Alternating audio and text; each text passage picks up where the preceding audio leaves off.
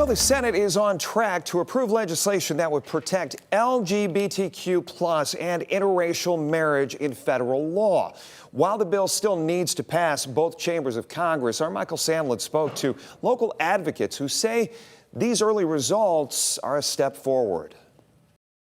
In the months following the repeal of Roe v. Wade, Equality Toledo Vice Chair Scott Henshaw says there was serious concern in the local LGBTQ community. And they felt that the next step was going to be their unions becoming either taken down, taken apart, or the ability to do so being stripped away. Henshaw says he even saw some of his same-sex friends get married early just to ensure that they couldn't lose the ability down the line.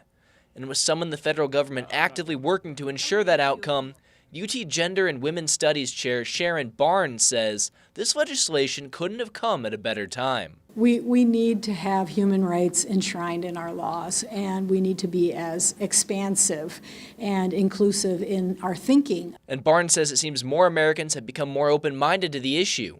Not only is the legislation supported by every Democrat in the Senate, 12 Republicans also say they plan to move the bill forward. A group of bipartisan senators saying, yeah, we really see our LGBTQIA plus constituents and we really care that they're safe. I think that's a good sign. But even if passed in the Senate, the legislation becoming law isn't set in stone. It will still need to be voted on in the House, and it's unclear if it'll make it into the current Democratic-controlled House or be seen by next year's Republican majority. Regardless, Congresswoman Marcy Kaptur says her vote is already locked in, writing, quote, "With the Senate's bipartisan passage of the Respect for Marriage Act, our nation is taking an important step forward to protect the rights and freedoms of millions of Americans and their families.